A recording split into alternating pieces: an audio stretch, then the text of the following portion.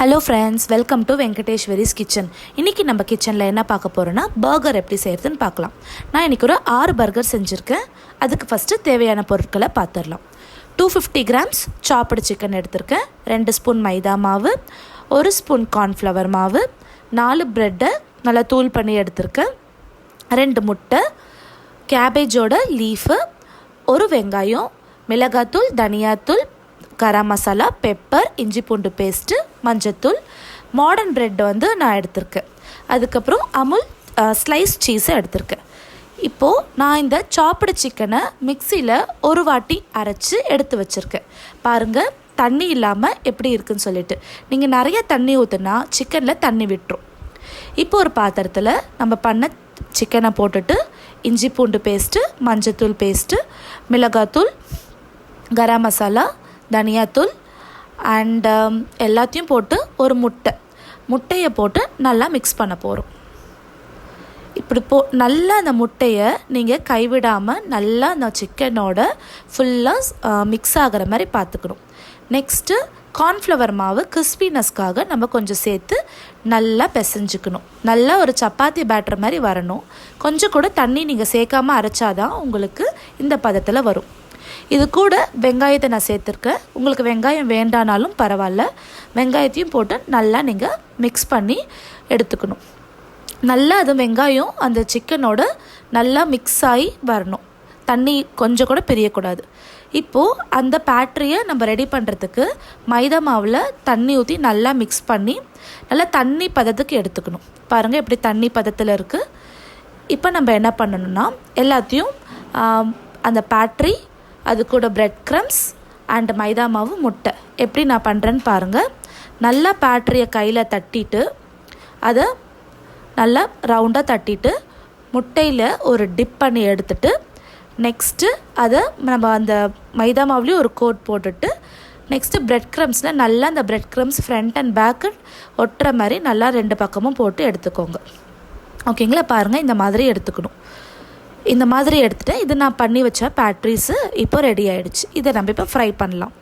ஒரு பேனில் நல்லா ஹீட் பண்ணிவிட்டு தேவையான அளவு எண்ணெய் ஊற்றிட்டு மிதமான நல்லா பேன் ஹீட் ஆகிட்டோன்னு நீங்கள் சிம்மில் வச்சிடணும். ஏன்னா நீங்கள் உள்ள சிக்கன் வேகணும் இல்லையா? ஸோ நீங்கள் ஹீட்டாக வச்சிங்கன்னா அது தீஞ்சு போயிடும். ஸோ நீங்கள் பொறுமையாக அந்த பேட்டரியை போட்டுட்டு ஃப்ரண்ட் அண்ட் பேக் நல்லா திருப்பி விடணும். ஒரு 3 to 5 minutes நல்லா அது வேக வைக்கணும். நீங்கள் நல்லா சிம்மில் வச்சு பொறுமையாக வேக வைக்கணும். அப்போ தான் உள்ளே நல்லா வெந்திருக்கும். அந்த பேட்டரி மேலே நீங்கள் ஃபோக் வச்சு நீங்கள் குத்தி விட்டுட்டிங்கன்னா கொஞ்சம் வேகிறதுக்கு கொஞ்சம் ஈஸியாக இருக்கும். ஸோ பேட்டரியை ஃப்ரண்ட் அண்ட் பேக் நல்லா திருப்பி போட்டு வேக வைக்கணும்.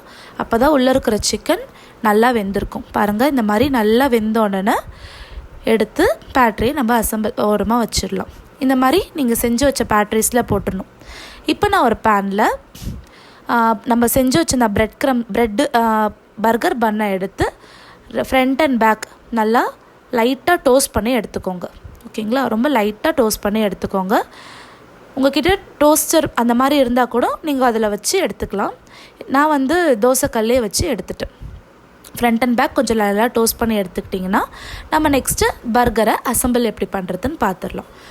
இது ஆரஞ்சு கலரில் இருக்கிற பர்கர் சாஸ் எப்படி பண்ணனா மயனஸும் டொமேட்டோ சாஸும் மிக்ஸ் பண்ண நமக்கு இந்த பர்கர் சாஸ் கிடச்சிரும்.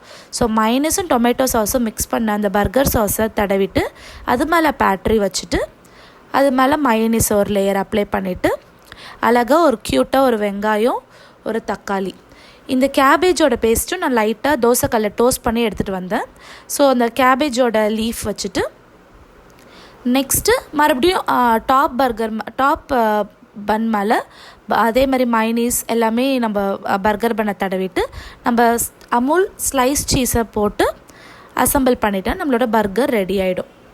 பாருங்கள், நம்ம பர்கர் எப்படி ரெடி ஆகிருக்குன்னு சொல்லிவிட்டு இப்போ என்ன பண்ணணுன்னா தோசைக்கல்லில் அந்த பர்கரை ரொம்ப மைல்டாக சிம்மில் வச்சுட்டு தோசைக்கல் ஹீட் ஆனதுக்கப்புறம் நீங்கள் பர்கரை மேலே வச்சு கொஞ்சம் லைட்டாக ஆயில் அப்ளை பண்ணிவிட்டு ஒரு மூடி போட்டு மூடிடுங்க. பாருங்கள், இந்த மாதிரி ஒரு மூடி போட்டு மூடிட்டிங்கன்னா ஒரு 2 to 3 minutes அது வெந்துச்சுன்னா அந்த சீஸில் நல்லா மெல்ட் ஆகி உங்களுக்கு டேஸ்ட்டாக இருக்கும். ஸோ அதுக்காக தான் நீங்கள் பண்ணுறீங்க. உங்கள்கிட்ட அவன் இருந்துச்சுன்னா நீங்கள் அவன்லேயே வைக்கலாம். இங்கே பாருங்கள், நான் பேலன்ஸ் பை பர்கரை அவனில் தான் வச்சுருக்கேன். ஸோ ரெண்டுத்துக்குமே அவன்னா ஒரு 5 மினிட்ஸ் கொடுங்க, தோசைக்கல்னாலும் அதே தான் ஒரு 2 to 3 மினிட்ஸ். அந்த சீஸ் நமக்கு கொஞ்சம் மெல்ட் ஆகிறதுக்காக தான் நம்ம வைக்கிறோம், வேறு எதுக்கும் இல்லை. பாருங்கள் நம்ம பர்கரில் எவ்வளோ ரெடியாகி அழகாக வந்திருக்கு. ஸோ நீங்களும் இதை வீட்டில் ட்ரை பண்ணிவிட்டு எப்படி இருக்குன்னு கமெண்ட் செக்ஷனில் கமெண்ட் பண்ணுங்கள். அண்ட் தேங்க்யூ ஃபார் வாட்சிங். நெக்ஸ்ட் வீடியோவில் பார்க்கலாம். மறக்காமல் சப்ஸ்கிரைப் பண்ணிவிடுங்க.